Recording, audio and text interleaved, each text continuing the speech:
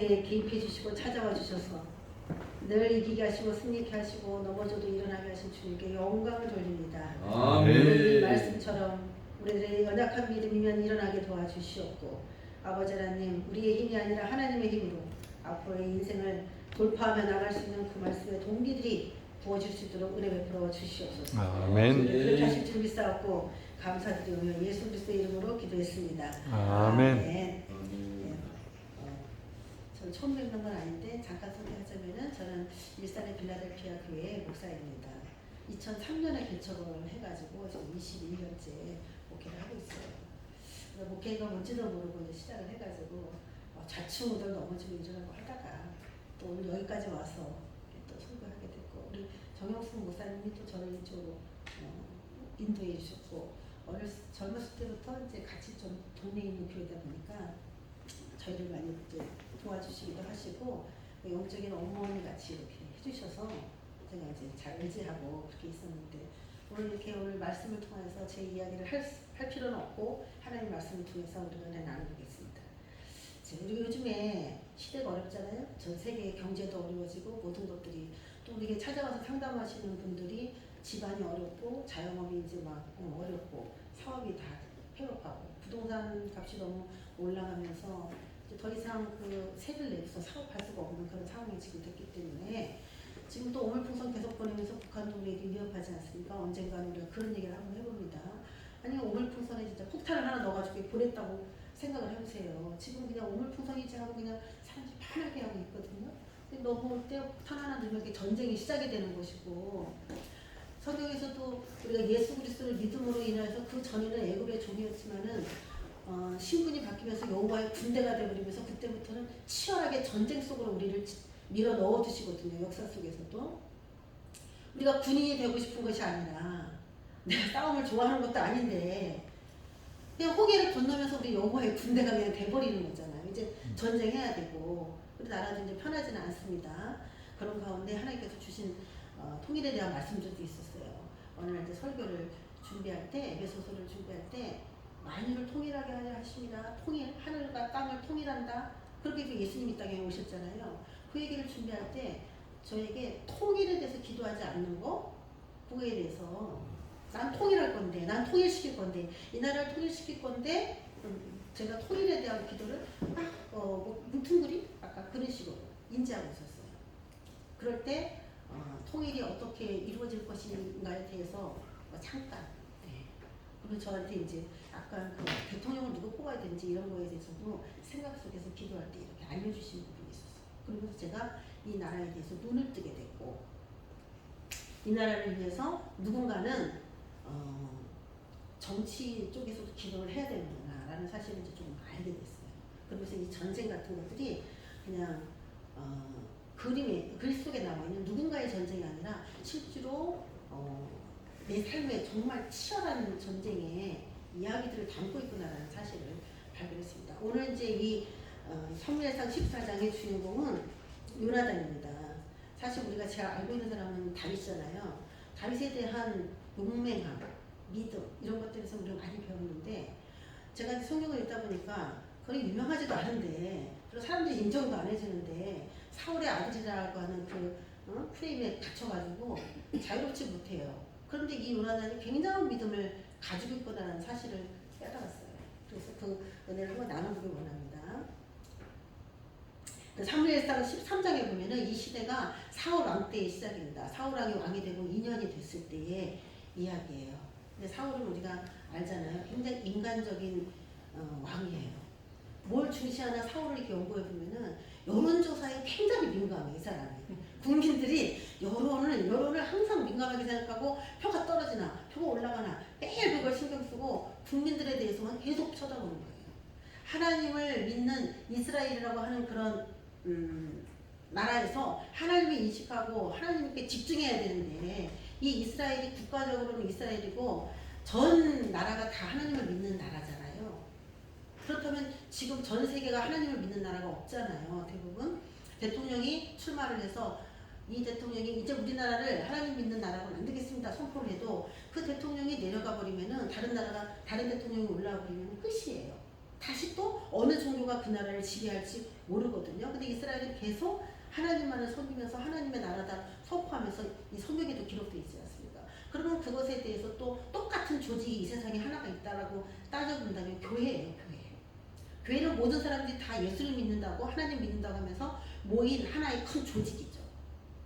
그래서 이스라엘은 국가적으로 하나님을 믿는 정치적이면서 종교적인 형태로 이렇게 유지가 되고 있고 또 그거와 비슷한 형태가 교회의 또 모습이기도 하죠. 그럼 이 사울왕도 결국은 어디냐면 이스라엘 왕이기도 하고 교회 속의 목회자이기도 하죠. 이 사울왕도.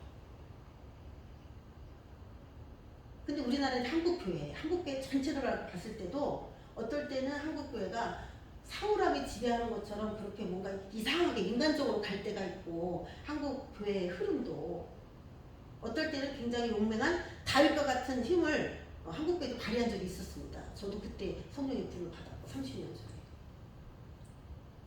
하나님의 역사가 대한민국을 막 강타했어요. 기도마다 사람들이 막 넘쳐났어요. 저도 그때 그 세대예요. 35년 전에 하나님의 나라가 막 퍼져나갔어요. 자기 재산을 막 아낌없이 다 갖다 놨어요. 저도 막 그때 헌신하고 그랬어요. 응? 주의 종으로까지 그냥 온 건 아닌 것 같아요. 그것도 영적 전쟁이었어요, 사실은.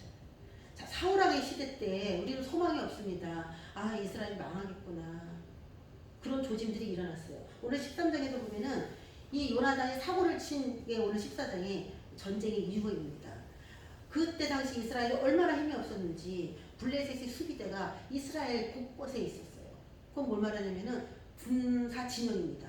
군사 진영이 이스라엘 땅까지 들어와가지고 제가 이스라엘 가보니까 거기 뭐 이 땅은 이스라엘 땅이고 이 땅은 뭐 팔레스틴 땅이고 막 그렇더라고요. 군인이 서로 이렇게 막 상충돼서 있더라고요.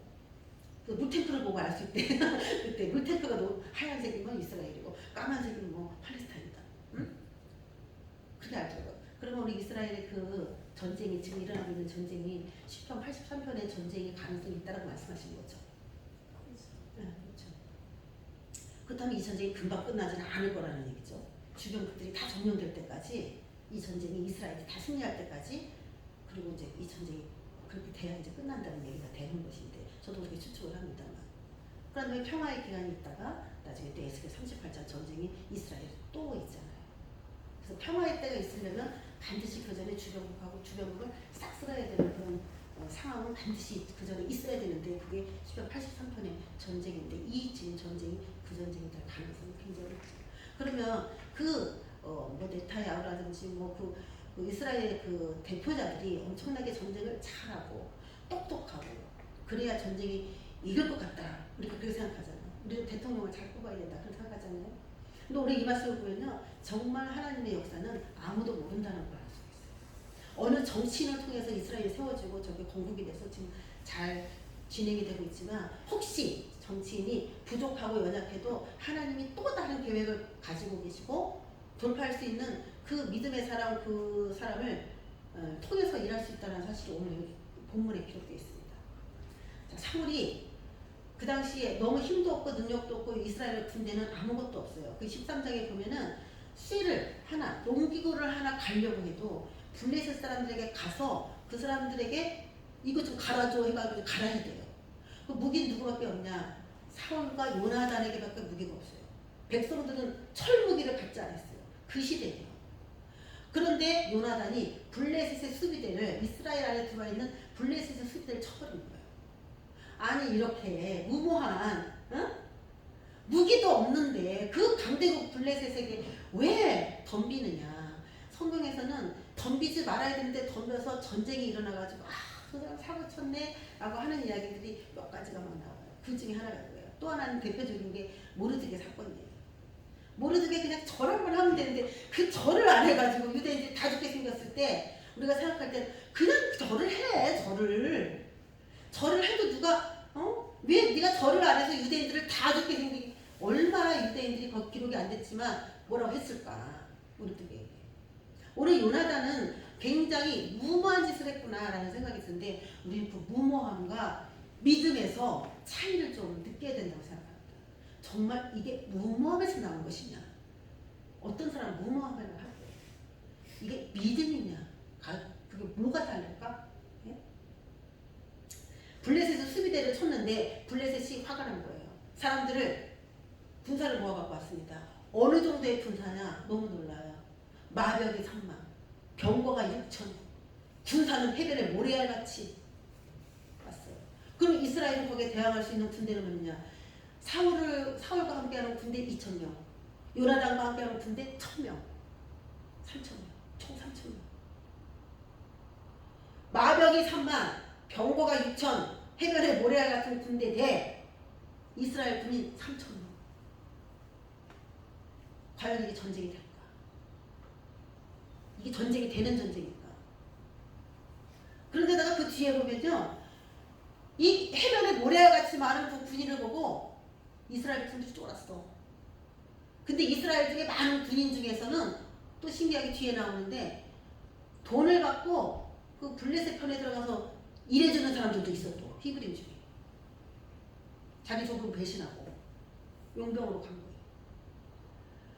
그렇게 많은 블레셋 사람들 보고 이스라엘이 주눅이 들어가지고 야, 우리 다 죽게 생겼다. 도망가기 시작했습니다. 수풀로 웅덩이로 바위 틈틈에 숨고 심지어는 저 요단강을 건너가지고 요단강 동편으로 막 도망갔어요.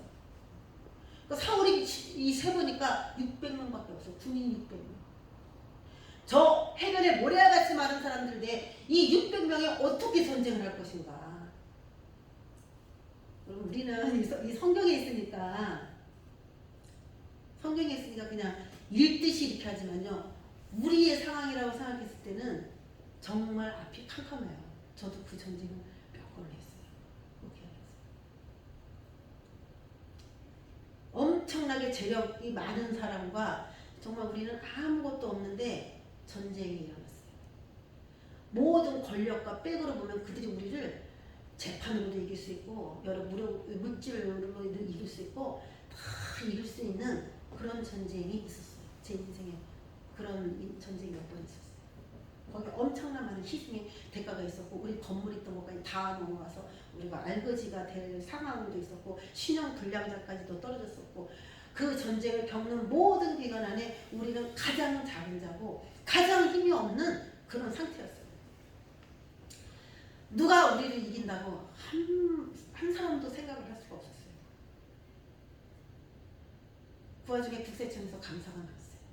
돈이 하나도 없고 우리는 이 전쟁을 열심히 치르고 있는데 국세청에서 딱 우리를 감사하게 딱 나와서 세금을 2억을 내라고 했어요. 너무 말도 안 되는 이야기였어요. 우리 20만 원도 없는데 200만 원도 없는데 세금을 2억을 내라고 엄포를 했어요. 너무너무 기가 막혔어요. 가지고 있는 전 재산이 얼마인데 2억을 내냐는 거예요. 그 기도밖에 없었어요. 기도했어요. 그 다음에 국세청에서 또 나온다고 전화가 왔어요. 남편 목사님 벌벌 떨었어요. 내가 미용실 했는데 빨리 와 빨리 와. 국세청에서 또 나오는데 아니 우리 돈도 없는 사람인데 왜 국세청에서 자꾸 나와. 알았어 내가 갈게. 내가 간다면 뾰족할 수 있나 없지. 그래서 빨리 와라. 막 갔어요. 기도하면서. 하나님 정말 제가 목회하면서 사람들과 먹이고 입히고 나누고 그거 한 것밖에 없고 우리 돈이 아무것도 없고 돈을 위해서 산 사람이 아닌데 갑자기 이렇게 얘기하면 우리 어떡합니까? 우리 살려주세요. 도와주세요. 갔어요. 근데 신기해. 국세청에서 2명씩 나오는데 직원이 바뀌었어요. 직원이 바뀌어서 나왔어. 그전에는 막 엄포를 냈어요. 무조건 내야 된다는 식으로 막 그래갖고 우리 목사님 엄청 막 바다바다 떨었어. 가고 난 다음에 나는 그때 없었는데 사신하는 또 떨더라. 뭐 어떡하지?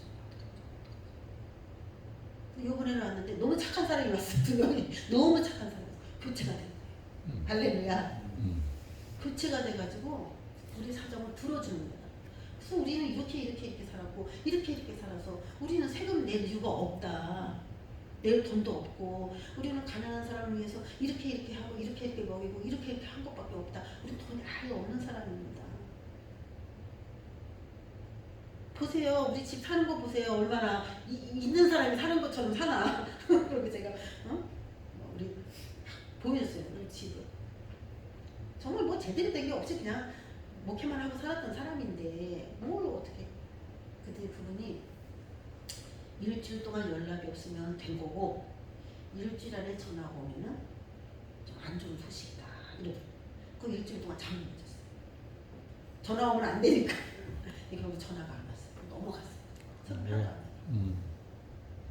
그런 일들이 우리를 망하게 할 만한 일들이 땅에 떨어져서 완전히 진짜 먼지처럼 흩어질 만한 일들이 여러 번 있으면서 하나님이 정말 사람의 힘이나 수나 권력이나 빽이나 이런 걸로 살아가는 게 아니라는 것을 저한테 가르쳐 주셨어요. 하나님 말씀을 주셨어요. 제가 말씀을 읽으면 그게 말씀이 되게 응답이었어요. 그럼 그 말씀을 품고 있으면 그 선포하면 하나하나 해결이 됐어요. 이 어려운 시대에 하나님이 미리 말씀하셨어요. 이런 어려운 시대가 올 거라고 저희도 말씀해 주신 게 있어요. 경제가 바닥을 치게 됩니다. 지금은 시작에 불과해요. 제가 볼 때는 하나님이 저에게 보여주신 그런 환상에 비해서는 지금 일어나고 있는 일은 시작에 불과하다. 앞으로도 엄청나게 경제적으로 추락하는 사건들이 일어날 건데 하나님이 재정을 부어주는 것은 한 가지, 한 군데 부어줘요. 확실하게. 누구냐? 재정 훈련을 잘 받은 교회에게 부어줍니다. 할렐루야. 이제 앞으로 그렇게 가요. 왜? 사람들이 다 집이 없어 망할 거라 그랬어요. 근데 이 부동산 사기니 뭐 이런 일들이 우리나라에 일어났어요. 그러면 그 사람들이 거처할 데도 없고 먹을 데도 없고 그럼 그 사람들을 케어할 수 있는 사람이 누가 있겠어요? 가족? 아니면 교회가 있죠. 그래서 물건은 어디로 앞으로 이동할 건지 우리가 이제 그것을 보게 될 것입니다. 아직까지는 다 안전하게 내려앉진 않았지만 이제 어느 정도 시작이 됐다라고 보여져요. 그러면 사람들이 물이 물 녹듯이 마음이 녹아지는 시대가 옵니다. 자기 힘으로 잘 살았어요. 자기 능력으로 잘 살았어요. 하는 것마다 잘 됐어요. 부족한 게 없어요. 하나님을 안 찾아. 우리나라를 보면 그래요. 제가 일산 신도시 한복판에 살고 있잖아요. 아무리 전도해도 떡볶이 안 먹어요. 부침개 전도해도 안 먹어요. 슬러시 줘도 애들이 안 먹어요. 아이스크림 줘도 안 먹어요. 이 장난감을 주고 학용품을 주고 다 줘봤거든요. 에이 시시하다는 거예요. 안 가져가요. 너무 잘 살아서 하나님을 안 믿어. 이 나라가 너무 잘 살아서. 그래서 애국이 망하니까 이스라엘 백성들이 광야로 가듯이 이 경제가 어느 정도는 좀 주저앉아야 사람들이 하나님을 찾겠다. 직업이 너무 많고 직장이 너무 많고 능력이 너무 많고 배운 게 많으니까 아무 데나 가도 하나님 대타로 쓸만한 것들이 너무 많은 거죠. 사람들이. 자, 그런데 오늘 우리 대한민국도 우리 사우리 시대처럼 이렇게 어렵고 힘든 그런 시대 가운데로 잠깐 들어가게 될 것입니다. 그런데 다시 일어날 수 있는 계기는 있죠. 뭐예요? 통일. 통일이 되면 다시 일어날 수 있습니다. 건설업이 우리나라의 건설업이 최고이잖아요. 건설업이 다시 평양까지 북한의 그 넓은 땅덩어리 건설업이 많이 일어나게 될 거예요. 직장, 일거리가 생기는 거예요. 또 북한에 있는 자원 엄청 많은데 캐낼 수 있는 기술이 없어요. 그 기술이 누가 있나요? 우리나라가 있죠. 그 안에 있는 자원.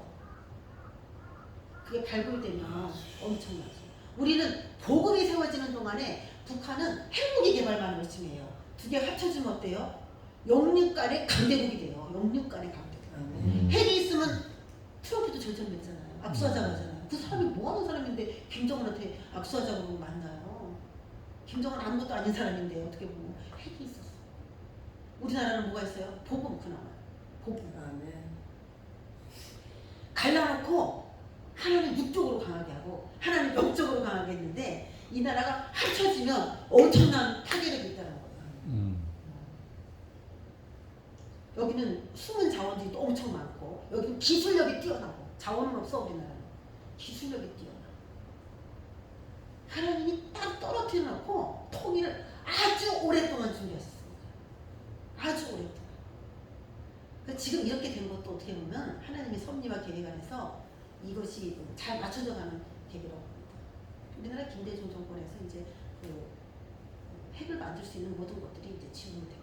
왜 그랬어라고 하지만은 결국 멀리 보면은 우리나라가 굉장히 함부로 우리나라를 볼 수 없는 하나의 조건은 된다는 것이죠. 그래서 오늘 이 사울의 시대 같이 지금은 너무 힘이 없고 능력이 없는 그런 나라로 가지 않을까 지금 그런 징조들이 조금 보입니다. IT로 전 세계를 주름잡는다고 하지만 앞서간다고 하지만은 교회는 무기력해졌어요. 지금 사울처럼 사울 안에 지배하는 이스라엘처럼 교회가 좀 무기력해졌습니다. 그러면 앞으로 이 복음 통일, 적극 통일되면 안 되잖아요. 그럼 복음 통일을 해야 되는데 이 복음 통일을 어떻게 할 것인가? 과연 될까 이게 되냐? 어?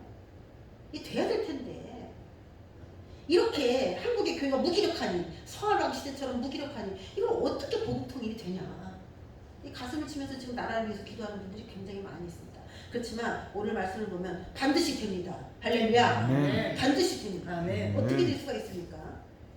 지금 백성들이 다 도망갔어요. 요단강 건너까지 다 도망갔어요.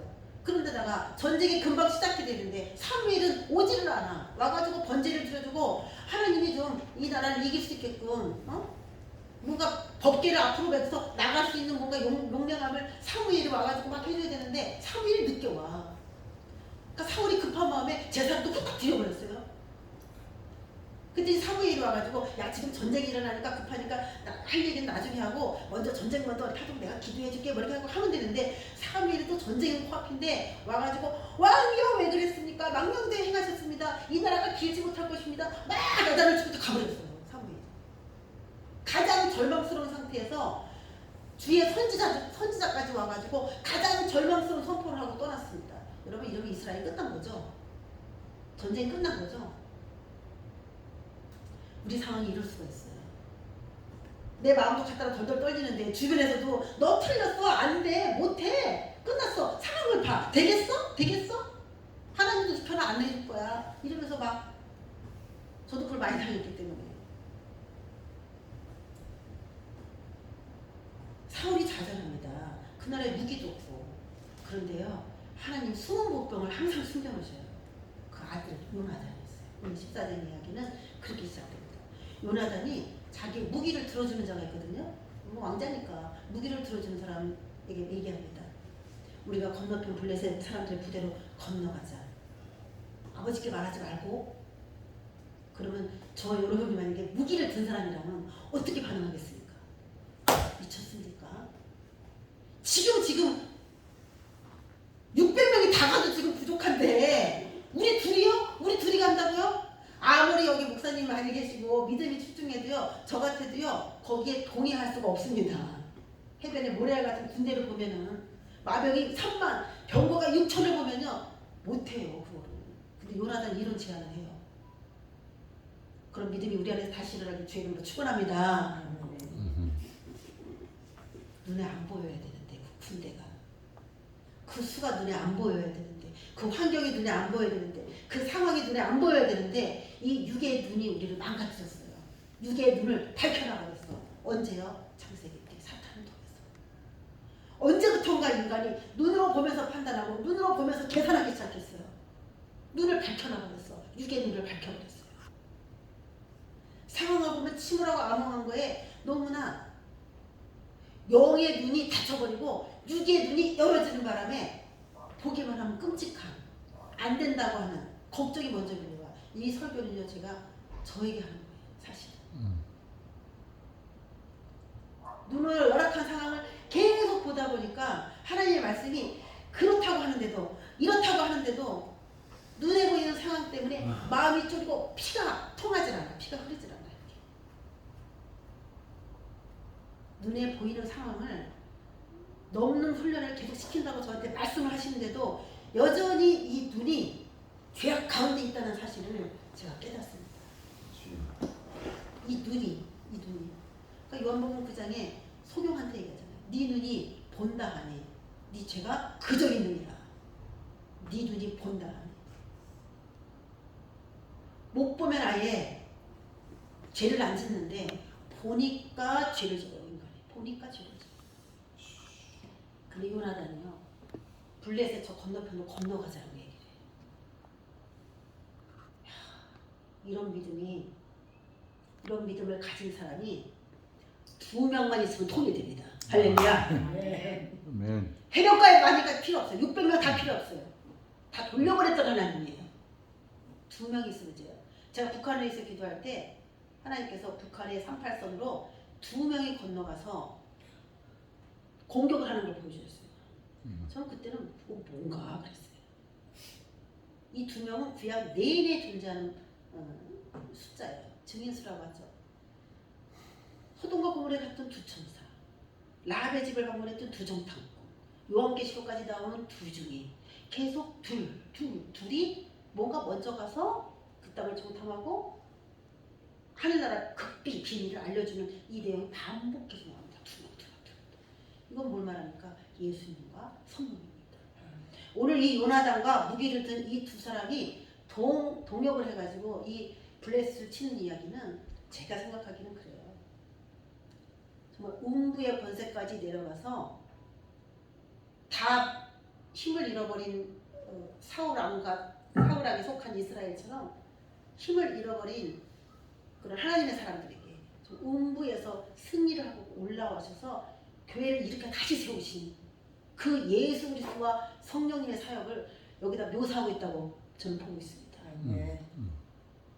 아무리 상황이 안 좋고 힘들어도 정말 믿음을 가진 그 한 사람만 2 사람만 있다면, 성령 충만한 그 2 사람만 우리 조직에 있다면, 우리 교회에 있다면, 우리 가정에 있다면, 이 나라에 있다면 얼마든지 그 사람이 사람 살리는 일을 다 할 수 있다고 믿습니다.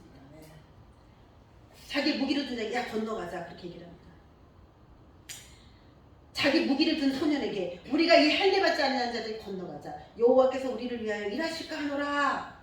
이게 믿음일까 무모합니까? 그런 생각을 했어요. 제가.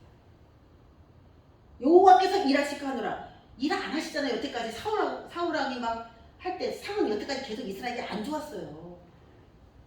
여호와께서 일하셨다면은 저 블레셋이 그 해변의 모래와 같이 그렇게 뺑키 오면 안 돼요. 올려갈 때 어떻게 해야 돼요?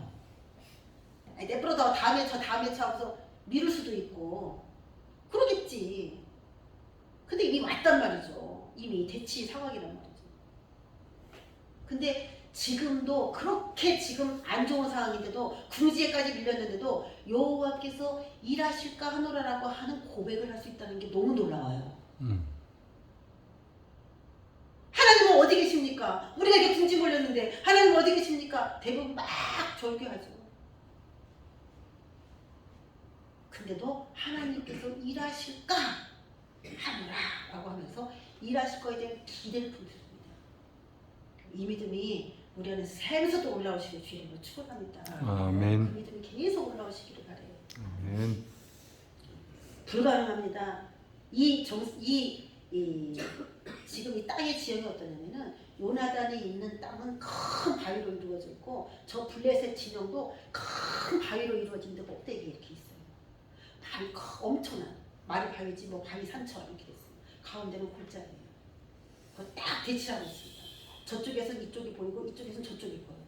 그래서 감히 전쟁하러 갈 수 없는 게 이렇게 내려갔다가 이렇게 올라가야 되기 때문에 전쟁을 할 수가 없는 거예요. 이렇게 내려가다가 올라가면 위에서 다 죽이면 되잖아요. 그렇죠? 그러니까 이게 계속 전쟁을 하기에 좋지 않은 지형이에요. 그리고 그 지형이 거기 4절에 보면은 험한 바위가 있다. 험한 바위가 있다. 그 바위 이름에 하나는 보세스고 하나의 이름은 세네라고 합니다. 가파르고 험한 바위로 이루어진 험준한 진영이에요.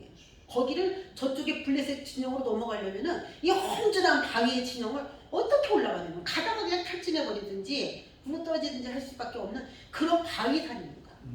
그런데 딱 양대 진영이 딱 대치하고 있어요. 그런데 지금 올라가자고 얘기합니다.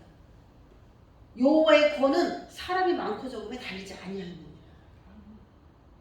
사람 수 있지 않다. 그래도 제가 전쟁해보니까 사람 수 있는 것 같고 뭔가 능력에 더 쪼는 것 같고 그런 게 있더라고요. 실제 상황에서는 그렇더라고요.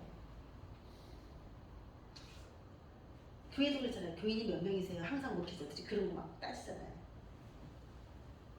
어떤 성도인지 안 보잖아요. 그 성도 일이 한 명이 일당 100, 일당 1000원 하는지, 그렇죠? 그런 성도들이 있는지. 성도 수는 지금도 여전히 그런 시대거든요. 여전히 그래요. 근데 요나단은요, 여호와의 구원은 사람이 많고 적음이 있지 않다라고 담대하게 선언합니다. 그러면서 무기를 든 자에게 당신의 마음이 있는 대로 다 행하여 앞서가세요. 무기를 든 자가 그렇게 말하니까 그래? 나랑 같이 저기를 치자 이렇게 얘기합니다. 무기를 든 자도 대단하다고 생각합니다. 당신의 뜻에 있는 대로 앞서 행하세요. 제가 따라가겠습니다. 예수님이 십자가 지시고 내가 앞서 간다 할 때 제자들 다 도망갔잖아요. 위대한 일을 행하시네요. 두 손을 들고 십자가에 죽어야만 모든 인류에게 부활이 있다. 이러고 누가 알고서 그 뒤를 따라갔습니까? 이 무기를 든 자는 영락없이 성령님이 하시는 사역이에요. 예수님이 하시는 도와주시고 능력으로 그 뒤에 함께 하시고 그 사역인 것 같아요. 그러면서 뭐라고 말합니까? 내가 당신과 마음을 같이 하여 따르겠습니다 라고 얘기합니다. 여러분에게 그런 동역자가 붙기를 주님으로 축원합니다. 우리 한국원에도 그런 협력자들이 붙기를 축원합니다. 우리 목사님이 뭘 추구하고자 할 때에 말도 안 돼요. 계산해보세요. 계산이 맞나 그게. 상식적으로 안 맞아요. 여기서 뭘 그렇게 할 수 있겠어요? 막 토를 달고 이유를 달고 반대하는 사람이 많은데 제가 따르겠습니다 하면은 얼마나 주의 종이 힘이 나서 일을 하겠어요. 사실 요나단 같은 주의 종도 별로 없습니다. 사실 제가 볼 때는 요나단 같이 이런 상황 가운데 야 너랑 나랑 둘이 가자 그렇게 말할 수 있는 목회자도 희박한 이 시대에 그걸 또 아멘하고 따라가겠다는 또 그 부하 직원은 더 대단한 사람이야. 제가 볼 때도 누가 따라갑니까 그거를. 우리의 믿음이 일어나기를 바라겠습니다. 아멘. 믿음이 일어나줘야 됩니다. 자꾸 어려움에 계속 치다 보니까 저도 기도를 작년에 많이 했어요. 작년에 아주 어려운 1년이었어요. 계속 기도를 하다 보니까 가슴이 타들어가는 기도를 하다 보니까 기도가 딱 끝나고 나니까 이 심장이 막 쪼여가지고 제가 올해 보면 심장 때문에 좀 많이 힘들었어요. 믿음으로 돌파한다고 하면서도 기도한다고 하면서도 얼마나 조바심을 쳤는지 응급실까지 갔어요 제가. 그래서 지금도 심장이 그래서 막 운동도 하고 안 하던 운동도 좀 하고 요즘에 좀 합니다. 운동 안 하면 또 심장은 또 안 좋다니까. 얼마나 쪼였는지 세상에. 기도하면서도 안 쪼여야 되는데 믿음으로 탁 될 거야 잘 될 거야 하면서 편안하게 딱 돼야 되는데 그게 안 된 거야. 그리고 하나 끝났는데 또 하나가 오고 하나 끝나니까 또 하나가 오고 3차에 걸쳐서 끊임없는 전쟁을 치렀어요. 끝났지 그럼 또 오고 끝났지 그럼 또 오고 계속 왔어요. 야 이거 어떻게 해야 될까. 지금도 끝났지? 라고 생각을 하고 있는데 이제 거의 끝난 것 같아요. 지금 회복의 단계로 들어갔구나라는 생각이 듭니다. 제가 믿음 있는 사람인 줄 알았거든요. 아니라는 걸 깨달았어요. 너무 나약한 사람이었구나를 깨달았어요. 제가 기도를 하면서도 제 마음이 무거웠다는 사실을 알았어요. 마음이 무거웠으니까 심장이 아프죠. 기도하니까 믿고 기도했으면 마음이 편안하고 뭔가 그래야 되는데 옛날에 제가 그거를 막 질타하고 왜 저래 막 이랬던 사람이에요. 제가 막 쓰나미처럼 막 문제가 계속 오니까요. 막아내기가 너무 힘이 없으면서 내가 누구한테 뭐라고 감히 말할 수 있는 입장은 전혀 아니구나. 그것도 배웠습니다. 작년에 제가 그걸 하나 배웠어요. 그다음 요나단 이야기를 읽으니까 다시 일어나야 되겠다는 생각이 자꾸 들어요. 여호와께서 일하실까? 그 믿음으로 여태까지 왔는데 그러니까 이기긴 이겼는데 그런 문제가 또 온다는 거를 생각하면 또 기도하고 또 그렇게 돌파해야 되나 이 생각이 약간 어려움이 있어요. 기도도 어느 정도로 해야지 너무 그렇게 많이 하니까 너무 힘들어요. 끊임없이 오니까. 우리가 정말 얼마나 믿음이 필요한가, 나에게도 지금 이 믿음이 얼마나 필요한가라는 생각이 듭니다. 내가 당신과 마음을 같이 하여 따르겠습니다. 믿음의 화합이 교회 안에서 가장 중요합니다. 또 좋은 동역자를 만나는 것이 사역의 거의 50%를 차지합니다. 좋은 동역자를 만나는 거. 여러분에게 그런 좋은 동역자가 나타나시리라 믿습니다. 야, 그런데 이것이 이제 영성은 굉장히 좋아요. 요나단이. 야, 건너가자. 여호와께서 일하실 거야. 건너가자. 영성은 좋은데 우리가 항상 조심해야 되는 게 뭡니까? 확증. 하나님께 이게 확인돼야 돼요.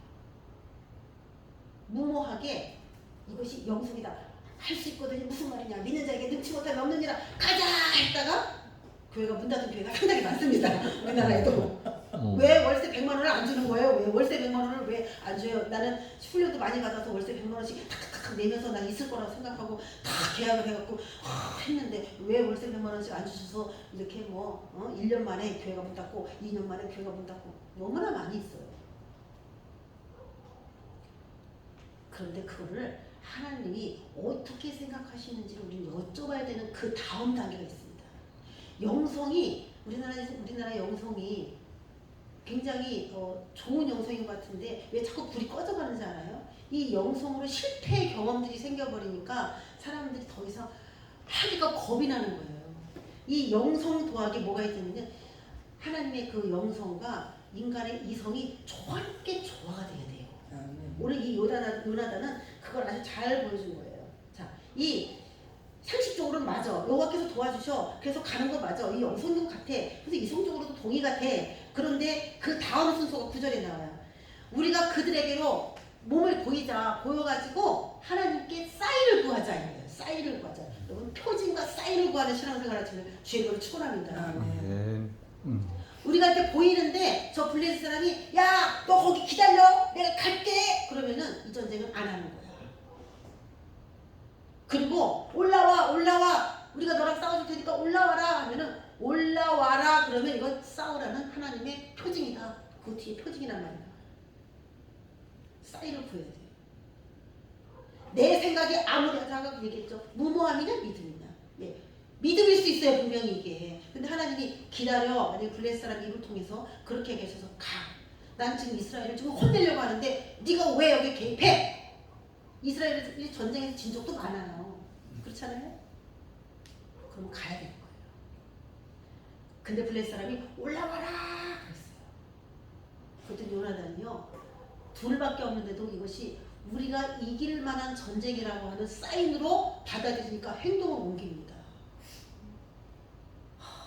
정말 굉장한 사람이다라는 생각이 들어요. 그러면 다윗이 왕권을 차지하고 다윗의 왕위가 쭉 이스라엘을 내려간 거 보니까 다윗의 믿음은 더 컸다는 거야. 요나단보다. 그렇죠? 그런데도 요나단이 이 정도야. 그럼 다윗은 어느 정도였을까? 우리가 과연 그 믿음을 가졌다고 내세울 수 있는 정말 그런 사람일까라는 생각도 제 스스로 많이 해봅니다. 그래서 이 말씀을 통하여 우리 안에 믿음의 불이 붙여지기를 주의 이름으로 축원합니다. 믿음의 불이 일어나기를. 아멘. 하나님 믿음도 주님이 주셔야 되는 겁니다. 아멘. 믿음도 주님이 주셔야 되는 거예요. 우리는 예수님을 믿으니까 믿음을 안 구하는 그런 습관이 많이 있죠. 믿음도 구하면 큰 믿음을 주셔야 돼요.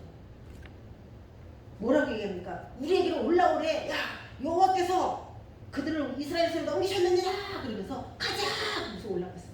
근데 신기해. 요나단이 막 올라갔는데 탁탁탁탁탁 어떻게 쳤는지 모르겠는데 사람들이 탁탁탁탁 쓰러졌어요. 그랬더니 무기를 든 자가 뒤를 따라가면서 꾹꾹 찔러져 있어요. 이렇게 쓰러진 사람을 20명이 확 쓰러져 버렸어요. 그랬더니 블레셋 지정에서 와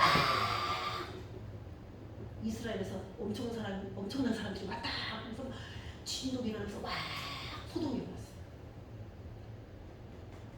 사울하고 600명이 저쪽에서 야 저기 블레셋 지정에서 무슨 저렇게 소동이 일어나냐?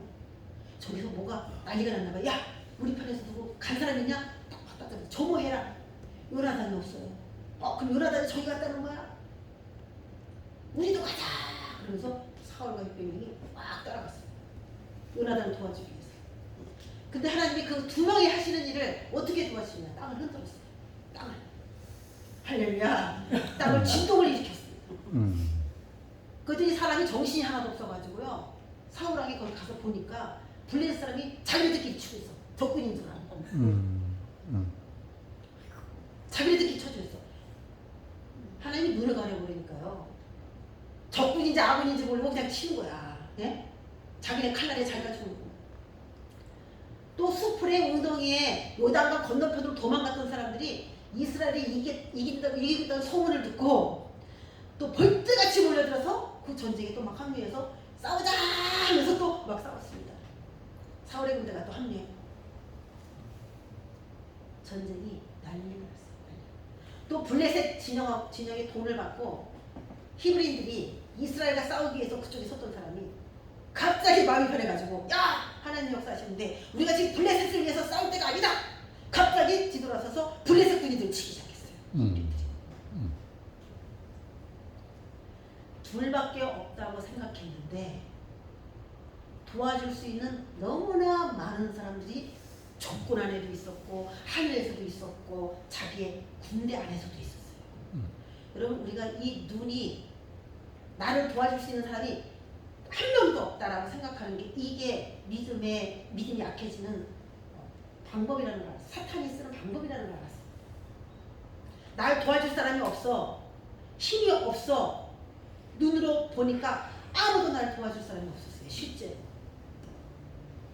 그런데 하나님께서 역사하니까 하늘에서, 적군에서, 아군에서, 사방에서 몰려와서 자기네들끼리 서로 작곡하면서 전쟁을 하면서 그 믿음에 불을 일으켜주셨습니다. 계속 불을 지펴주셨어요. 할 수 있다! 두 사람의 믿음이 이스라엘 전체 군인들에게 하나님께서 하시면 우리가 할 수 있다는 믿음을 불을 붙여버렸어요. 할렐루야. 믿음은 확산됩니다. 커져갈 수 있습니다. 산지에 숨어있던 그 비실비실한 사람까지도 갑자기 욕망해져가지고 뭔가 할 수 있을 거라고 생각하고 다 튀어나오고 죽여버렸어요. 하나님이 응답하실 때는 우리가 2명밖에 없고 나약해도 하나님이 응답하실 때는 제가 경험상 모험이 따르더라고요. 모험이. 하나님이 응답하시면 우리는 모험을 해야 되더라고요. 근데 그 모험 후에는요 보상이 따르더라고요. 보상이. 근데 그 모험하는 것도 용맹한 다윗 같은 사람이나 계속 할 수 있는 거지 이것도 계속하면 이것도 힘들 수가 있어요. 근데 하나님이 계속 힘을 주시면서 믿음을 주시면서 일하시는 그런 것들을 계속 목격하고 체험한 사람들에게는 또 담대함이 또 생길 수도 있겠죠. 근데 힘든 이유는 전쟁을 하다가 우리가 아는 사람들이 부상을 당하거나 사상을 당할 때 그것이 우리가 영적 전쟁할 때 굉장히 힘든 한 가지 부분이긴 해요. 13장의 사울은 극단적으로 인간적이었고 14장의 요나단은 그의 아들인데도 불구하고 철저히 신앙적이었습니다. 자기의 생각이 하나님이 도와줄 것 같다라고 믿어도 하나님께 그 의중을 묻고 하나님이 응답을 하시니까 바로 행동을 옮길 수 있는 철두철미한 신앙을 보여줬어요. 이성으로도 오케이가 되어야 되고 신앙적으로도 오케이가 되어야 되고 하나님의 응답적인 부분에서도 오케이가 돼야만 이 전쟁이 승리할 수 있다는 사실을 오늘 이 본문에서 다 담아내고 있습니다. 표징으로 구하는 응답이 여러분에게 올 때, 저와 여러분의 삶에 하나님이 표징으로 주셨을 때 믿음으로 담대히 나아갈 수 있는 저와 여러분이 되시기를 주의로 축원하고요. 또 하나님께서 오늘 이 큰 역사를 해주신 것 같이 저와 여러분의 삶에도 큰 구원의 역사가 일어나시기를 간절히 축원합니다. 감사합니다. 기도하겠습니다. 하나님의 응답에는 모험이 있습니다. 투자해야 될 힘과 노력과 애씀이 있어야 됩니다. 그렇지만 우리의 그 노력과 모험에는 보상이 있었습니다. 우리의 믿음 없는 것을 불쌍히 여겨주시고 이 한국교회 아버지 하나님 이 교회가 과연 복음통일 할 수 있을까? 될까? 전 세계 선교 될까? 우리가 기도하는 기도 제목이 이루어질까? 나 혼자 될까? 나와 함께하는 사람이 한두 명밖에 없는데 될까? 그런 생각을 오늘 가지고 이 자리에 있다면은 하나님 된다라고 주님께서 말씀하신 줄 믿고 믿음으로 돌아가는 우리가 되기를 간절히 원합니다. 그렇게 하신 주님께 영광을 돌리며 예수 그리스도의 이름으로 기도했습니다. 아멘. 감사합니다.